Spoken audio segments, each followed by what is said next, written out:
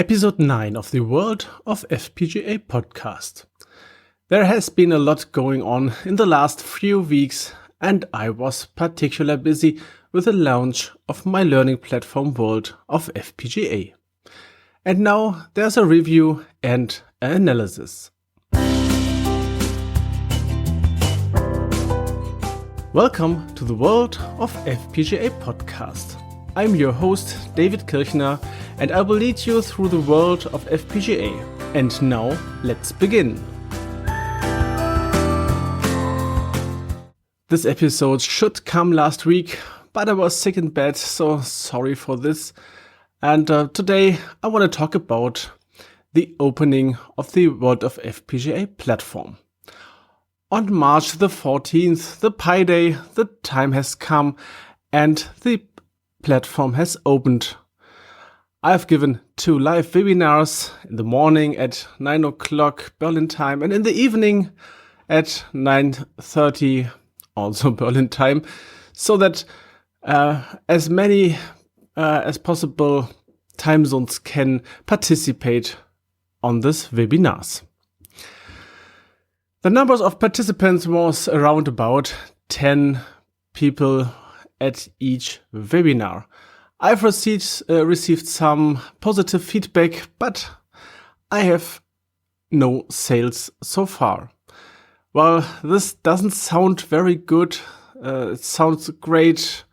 And today I want to make a short analysis. And the first question is, have I failed?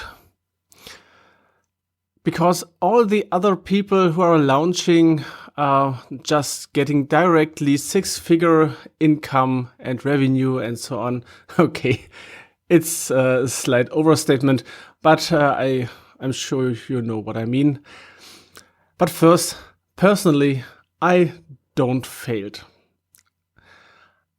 Because I have just implemented and tested one of my big ideas, and the result is I've learned a lot.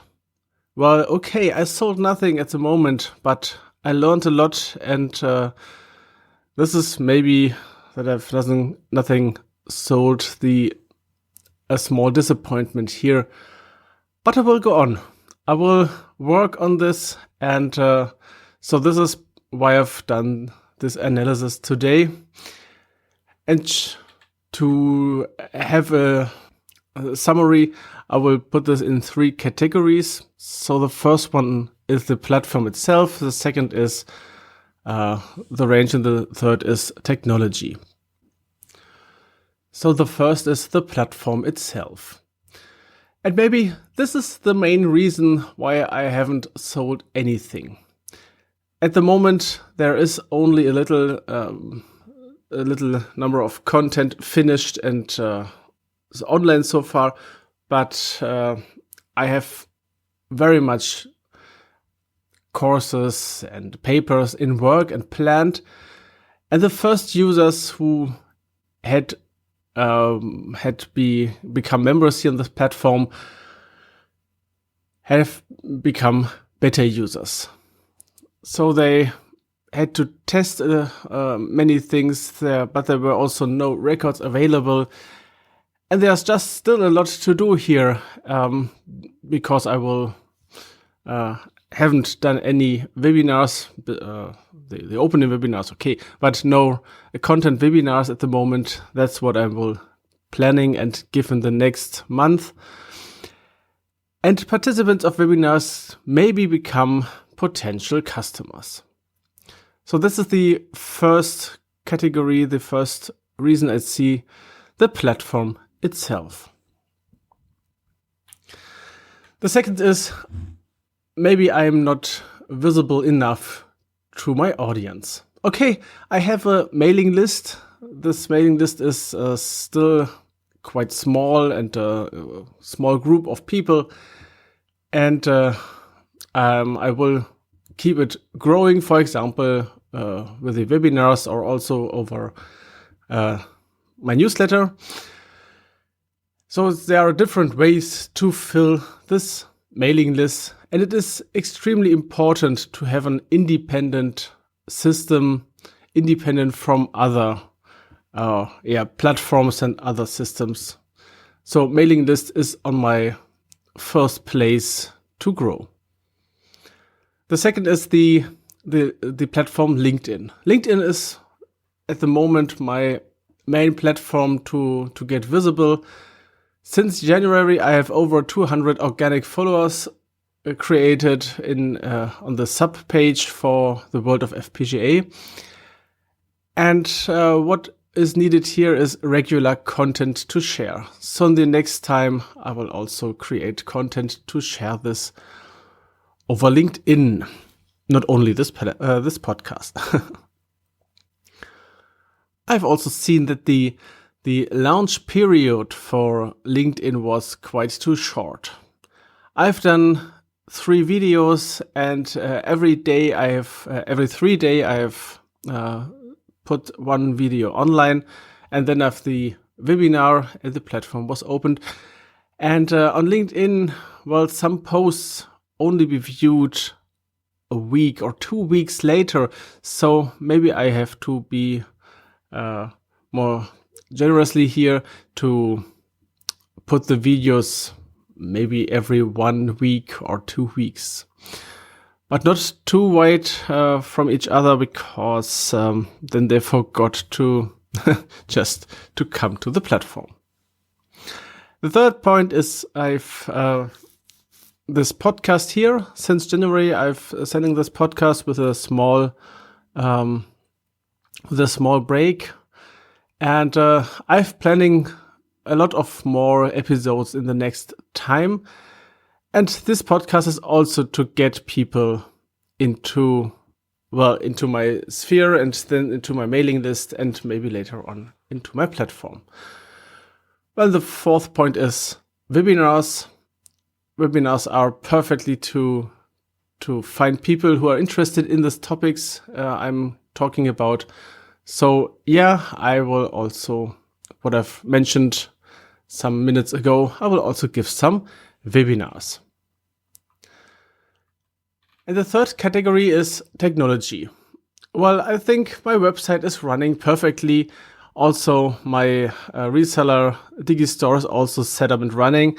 And for this, I have no idea if there's any problem with with the technology.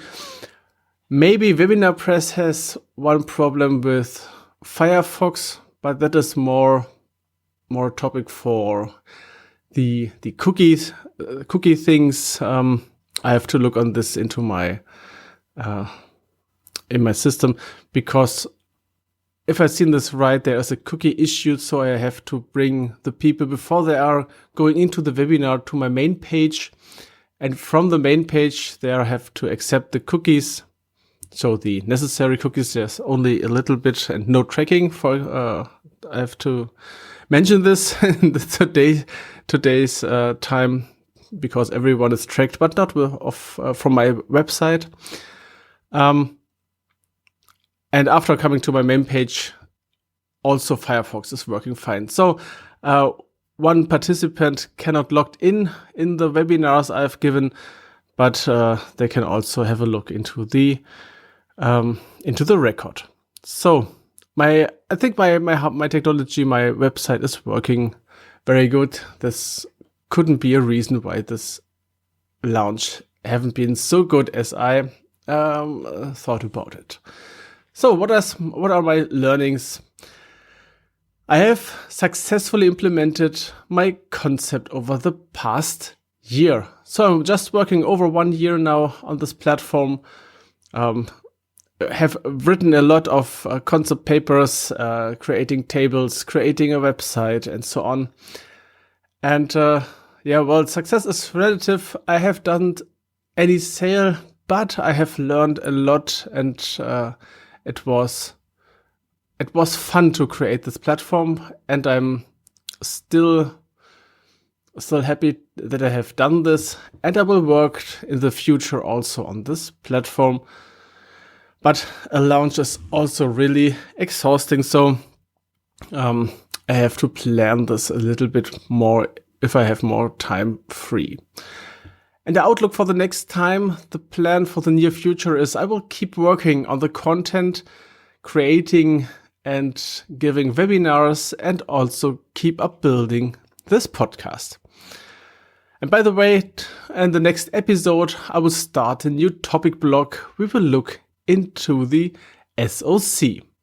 So just stay tuned. That's all for this episode, for today's episode. Further information you can find at world-of-fpga.com/WFP009. If you found this episode helpful, please rate it on Apple Podcasts and share it with your colleagues and friends.